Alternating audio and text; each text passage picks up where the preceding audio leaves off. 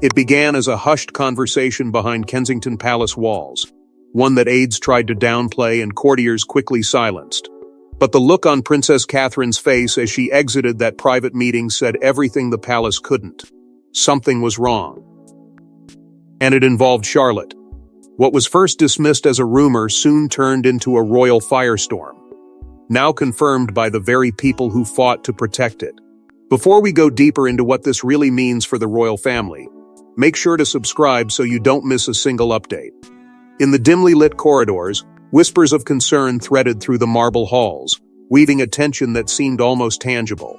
Catherine had spent hours with William and a team of trusted medical advisors, the gravity of their discussions reflected in her pale, drawn features as she stepped from the room, each breath measured, each movement betraying the worry she worked so hard to conceal. Reports of a sudden health development concerning Princess Charlotte had surfaced weeks prior, vague at first, dismissed by some as overcautious speculation. But the secrecy surrounding this meeting spoke volumes to those who knew to read between the lines. Aides were instructed to remain silent, their usual openness replaced with an unusual, almost oppressive discretion that hung like a shadow over the palace staff. Courtiers whispered among themselves, each exchange cautious, as if even the walls could betray them, and yet the reality could no longer be contained.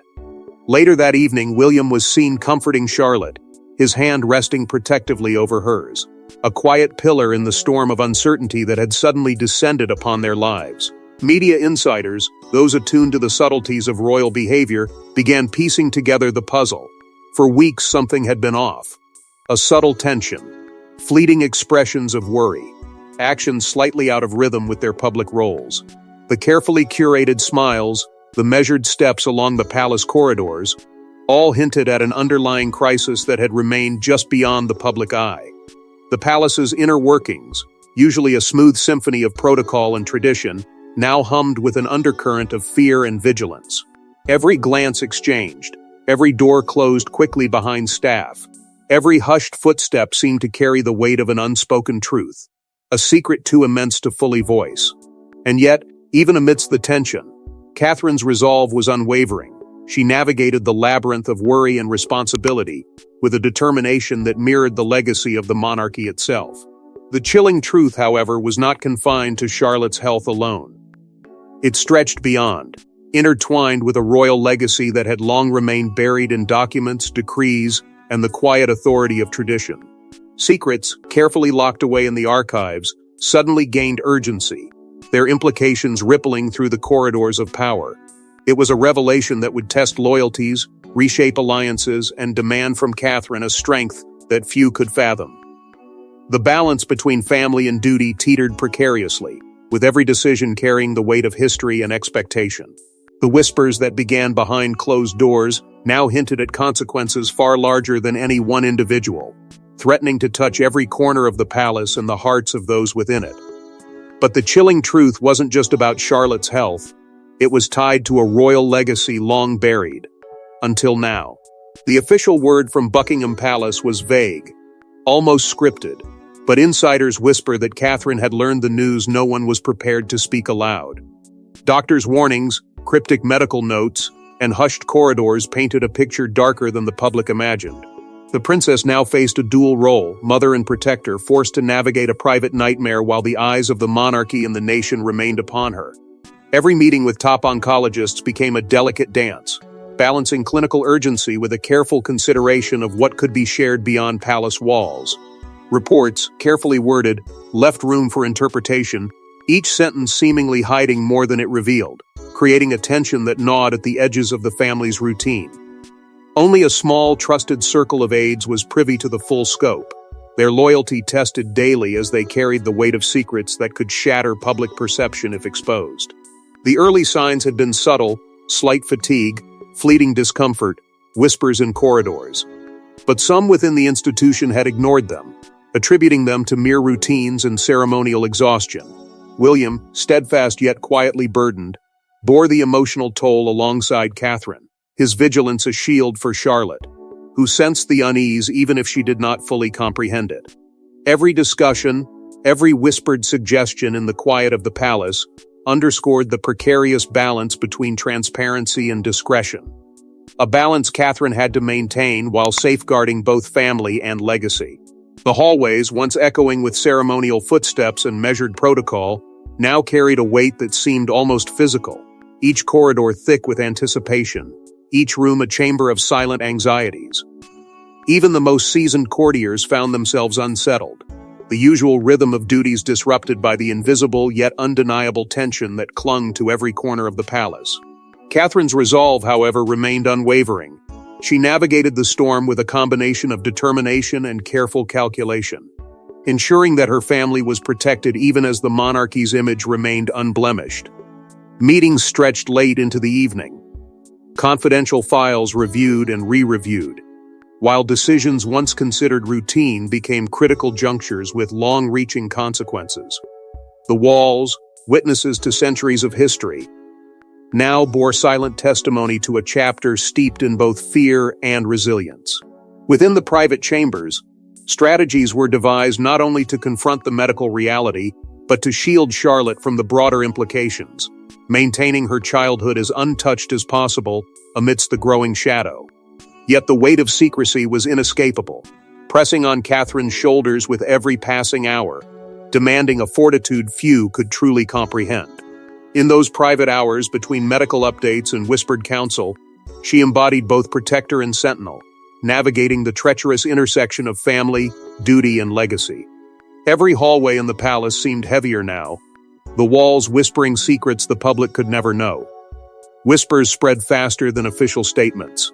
Staff who once prided themselves on discretion now whispered behind closed doors, sensing the fragility of the royal hierarchy.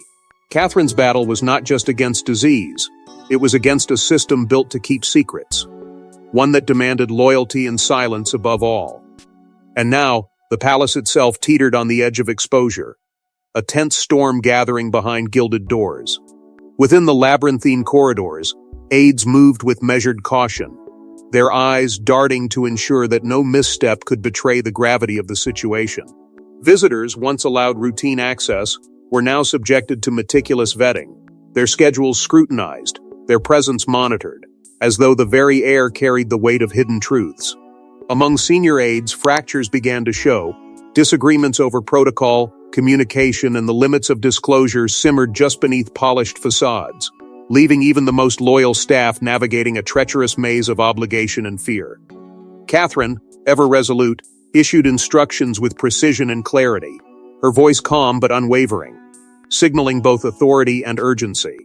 Every directive was layered with careful intent: safeguard the family, preserve the institution, and shield Charlotte from the encroaching tension that threatened to upend her world. Yet despite these measures, rumors, small, insistent, and persistent, found their way into select media channels, carried by those attuned to the slightest anomalies in palace life. Journalists like Robert Hardman and publications such as Tatler became the unintended vessels of carefully curated leaks, each hint of unease magnified into speculation that threatened to pierce the carefully constructed veil of discretion. The palace, a symbol of enduring tradition and unyielding order, now pulsed with a quiet, pervasive anxiety, each room echoing with the weight of unspoken truths and the vigilant steps of those tasked with maintaining control. Staff navigated a delicate equilibrium, balancing loyalty to the crown with the instinct for self-preservation, every interaction a test of nerve and fidelity. Within this atmosphere of suspended tension, Catherine's presence was a stabilizing force, her calculated resolve anchoring the palace's shaken inner circle even as the storm of curiosity and conjecture gathered momentum just beyond the gates. The invisible currents of power, secrecy, and responsibility converged on her, demanding a level of fortitude few could comprehend. And yet she moved with an unflinching determination, orchestrating a fortress of order amidst the mounting chaos. Every hallway, every chamber seemed to hum with the unspoken drama, the staff acutely aware that the slightest misstep could unravel the carefully maintained equilibrium. And still, she pressed forward, unwavering, commanding loyalty while safeguarding vulnerability. A sentinel standing between the public eye and the private fragility of a family under siege. The monarchy's fortress had cracks, and only the princess could hold them together. Prince William's composed public demeanor masked sleepless nights and quiet panic, Every schedule rearranged, every engagement scrutinized, and every official smile calibrated. His loyalty was absolute, but the burden of protecting both his family and the institution weighed heavily. For Catherine, he became both shield and sentinel, standing against whispers, speculation, and the creeping dread that none could speak aloud. Behind closed doors, his days were long, measured in quiet deliberation and meticulous planning, each decision carrying the weight of both personal and public consequence. He navigated a delicate balance between visibility and discretion, appearing composed before the cameras while orchestrating behind the scenes a network of support and protection for Catherine and Charlotte. Even routine appearances became strategic exercises in control. Carefully timed walks, hand placements, and gestures chosen to convey calm while concealing the undercurrent of fear that gnawed at him. In moments when Charlotte sensed tension, William was her anchor, offering reassurance without revealing the depth of the storm he carried within. He worked in close collaboration with Princess Anne, whose iron-willed vigilance complemented his own. Together they formed a silent alliance, a council of guardians determined to shield the family from both scrutiny and misinterpretation. Each coordination meeting, each whispered instruction to aides, was a move in a larger, invisible chess game: protect the family, maintain dignity, and preempt any breach that might expose vulnerability. The media, ever vigilant, was managed with precision, interviews and appearances strategically timed, statements phrased to hint at normalcy while masking the turbulence beneath. Even as rumors swirled, William remained resolute, a stabilizing force whose presence radiated authority and quiet determination. His nights were spent in reflection and planning, poring over schedules, security protocols, and communications, ensuring that Catherine's focus remained undivided on her children and her responsibilities. Every gesture, every decision, carried the dual purpose of safeguarding private lives while preserving the monarchy's public image, a relentless balancing act that demanded both courage and patience. The weight of duty pressed upon him with an almost tangible intensity, yet he moved with the calm precision of a sentinel, aware that any falter could ripple through the fragile equilibrium of palace life. His devotion was not only to tradition or title, but to the family he fiercely protected, the lines between heir, husband, and father intertwining in a complex tapestry of responsibility and love. Even the smallest details, the timing of a public greeting, the subtle reinforcement of Catherine's confidence, were part of an intricate choreography designed to withstand scrutiny and subvert speculation. In those private moments, away from cameras and public gaze, William's vigilance never waned. He became the quiet force ensuring the family could navigate both the visible and unseen threats encroaching upon their world. The heir's accord, once ceremonial, now became a lifeline against an invisible threat. Access restricted, gates reinforced, and communications monitored, the palace entered a quiet lockdown. Every step of Catherine's day orchestrated, every visitor vetted. The monarchy's inner workings became a surgical operation, each aide a soldier in a silent battle to protect not only a family, but the legacy of the crown itself. Security protocols were tightened to an unprecedented degree, with layers of oversight extending from every entrance to the private chambers where Catherine and Charlotte conducted their days, each decision scrutinized, each movement mapped to ensure maximum protection. Medical updates, once shared freely with a small inner circle, were now closely controlled, filtered through trusted intermediaries to prevent misinformation or unnecessary alarm from spreading within the household or beyond. Communications with senior family members were carefully coordinated, a chain of information that balanced transparency with the absolute necessity of discretion, ensuring that no accidental leak could compromise the fragile equilibrium of palace life.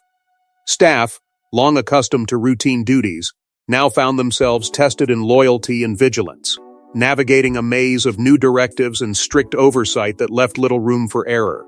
Each interaction carried the weight of trust, each gesture a measure of dedication to the family's well-being, as the walls themselves seemed to absorb the tension, echoing the gravity of their collective responsibility. Catherine moved through this environment with composed authority, issuing measured instructions that conveyed both command and reassurance, her presence a stabilizing force amid the heightened vigilance. Even minor adjustments, a visitor rescheduled, a corridor cleared, a document secured, became critical maneuvers in an invisible chess game where one misstep could have far-reaching consequences. The palace staff, while outwardly composed, operated under a shared, unspoken anxiety, aware that their adherence to protocol was not only a professional duty, but a protective shield for the lives within the walls. This intense scrutiny extended to every corner of the household, from kitchens to private quarters, as the stakes of security and secrecy became inseparable from the family's daily existence. While the public saw ceremonial appearances and routine engagements, the inner workings of the palace had transformed into a highly orchestrated sanctuary, a fortress where the normal rhythms of life were replaced with a vigilant cadence designed to preempt intrusion or exposure. Catherine's leadership in this period demonstrated not only resilience but strategic foresight, aligning every element of personnel, protocol, and procedure to create a secure environment that safeguarded both her family and the integrity of the monarchy. Even in moments of brief respite, the awareness of constant oversight remained palpable, an omnipresent reminder of the stakes that shadowed every decision. The corridors that once resonated with ceremonial footsteps now vibrated with quiet discipline and the weight of shared purpose, each staff member acutely conscious of their role in maintaining this delicate balance. Every adjustment, every precaution, was an exercise in preserving trust that would allow the family to navigate uncertainty while keeping the palace, and the crown it housed, intact. The palace was no longer just a home, it was a sanctuary under siege, where only trust could survive. Reports suggest that even the most loyal journalists were caught in a maze of misdirection. Headlines danced around trivial matters while the truth stayed buried behind palace gates. Catherine's strategic silence was both shield and weapon, keeping prying eyes at bay, yet fueling speculation that threatened to unravel years of careful curation of public image. Official statements were deliberately vague, each carefully crafted sentence walking the fine line between reassurance and concealment, leaving enough ambiguity to satisfy protocol while denying the press a foothold into the family's private turmoil. Selective leaks, routed through trusted intermediaries, hinted at activity without revealing substance. A controlled drip of information that allowed insiders to test the waters while protecting the core truths of the household.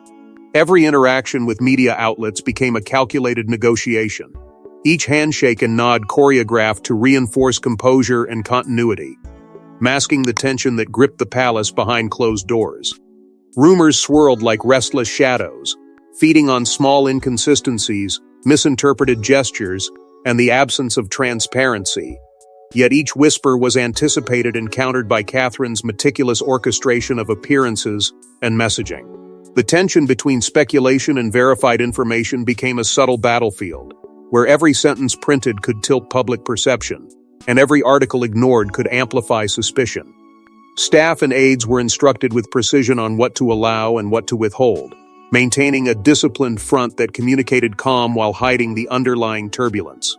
Within these orchestrated maneuvers, Catherine's careful PR strategy acted as both armor and sword, deflecting scrutiny while asserting control over the narrative, ensuring that the monarchy's image remained resilient despite the undercurrent of fear and uncertainty. Even as rumors persisted, they were corralled into channels that the family could monitor and, when necessary, redirect, preventing a cascade of uncontrolled narratives from reaching the wider public. Meetings with advisors often revolved around subtle adjustments, timing press releases, framing appearances, and calibrating the tone of each statement, as though every word might be dissected under a magnifying glass. The public, unaware of the silent warfare playing out behind palace walls, saw only composure, measured elegance, and the continuation of tradition. Yet the palace buzzed with the invisible currents of strategy, anticipation, and containment. In this delicate dance, every gesture mattered, every pause carried meaning, and every managed leak was an exercise in influence, preserving the balance between transparency and secrecy. The weight of maintaining this equilibrium fell squarely on Catherine's shoulders, requiring a blend of courage, foresight, and tactical restraint, knowing that a single misstep could compromise months of meticulous preparation. In this atmosphere, the palace itself became a theater of subtle control, where information was currency, perception was power, and trust within the inner circle was the most prized asset of all. Every article written, every whisper printed, only deepened the stakes for the royal family. The princess did not wait. Guided by Anne's iron protocols and William's unyielding vigilance, Catherine enacted measures that ensured confidentiality while asserting control. Decisions once deferred were executed immediately, from staff realignment to communications lockdowns. Every move was precise, a masterclass in balancing secrecy and strategy under immense personal pressure. Trusted alliances were activated with unwavering clarity. Princess Anne, the ultimate guardian of protocol, and Prince Edward, the quiet sentinel of legal precision, became her closest collaborators, each contributing expertise honed over decades of service to the crown. Staff were repositioned with deliberate care, security protocols recalibrated, and access restricted to only those whose loyalty had been proven beyond question, creating a protective lattice around the family that left no vulnerability exposed. Legal and medical oversight intensified, ensuring that every decision, from routine appointments to the smallest procedural adjustment, was meticulously documented and cross-checked, leaving no margin for error or misinterpretation. Communications flowed along controlled channels, every message scrutinized for tone and content, balancing the need for discretion with the necessity of maintaining operational efficiency. The crisis management plan, once theoretical, was now fully operational, a dynamic blueprint responding to each unfolding development with immediacy and precision. Catherine's leadership was both decisive and subtle. She issued orders with calm authority, yet imbued them with the strategic foresight that anticipated complications before they could arise. Every action reinforced her dual role as protector and strategist, safeguarding both the family and the institution while asserting a command that left allies confident and adversaries uncertain. Even in moments of intense personal strain, she projected composure, a visible anchor to those navigating the tempest alongside her.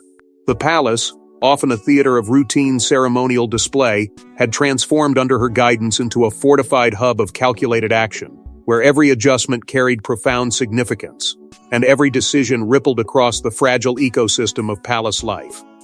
Catherine's presence, resolute and deliberate, reminded all within the inner circle that in times of unseen peril, leadership demanded both courage and precision, combining empathy with unrelenting attention to detail.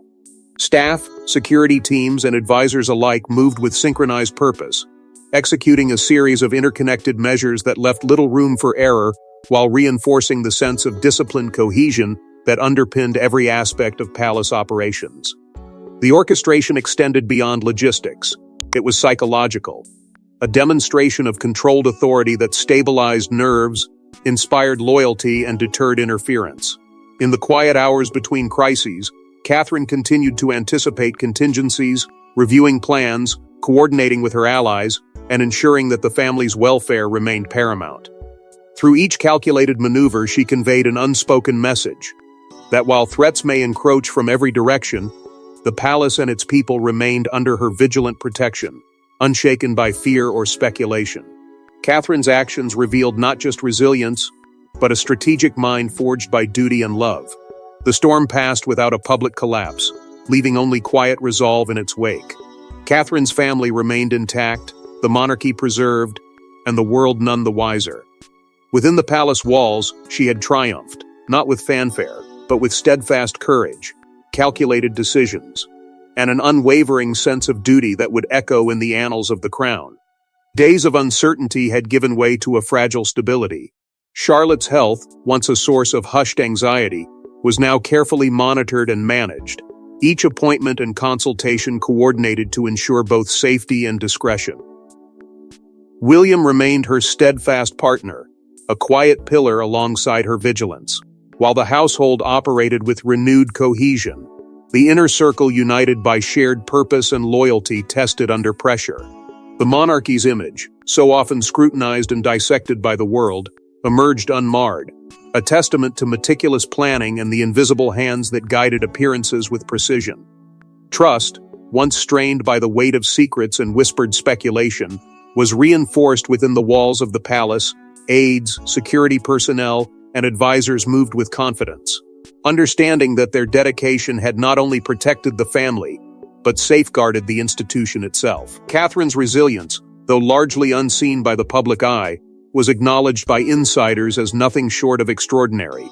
a masterclass in navigating crises where every decision bore profound implications.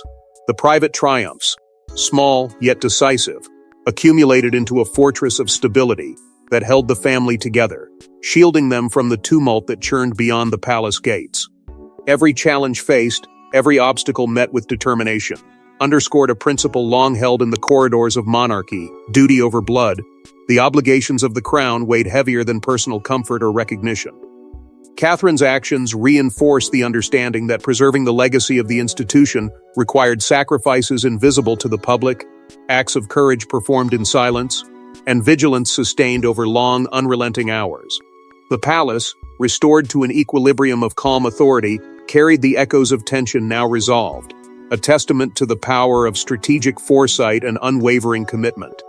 The lessons of this period would remain etched in the consciousness of those who witnessed it from within. That resilience, discretion, and an unflinching sense of responsibility are the cornerstones upon which the monarchy endures. In the end, the family remained whole, the institution secure, and the legacy of the crown preserved by those willing to bear its heaviest burdens, unseen yet unbroken, steadfast in the quiet triumph of duty fulfilled. Thanks for watching. Please don't forget to like and subscribe, and we will see you in next one.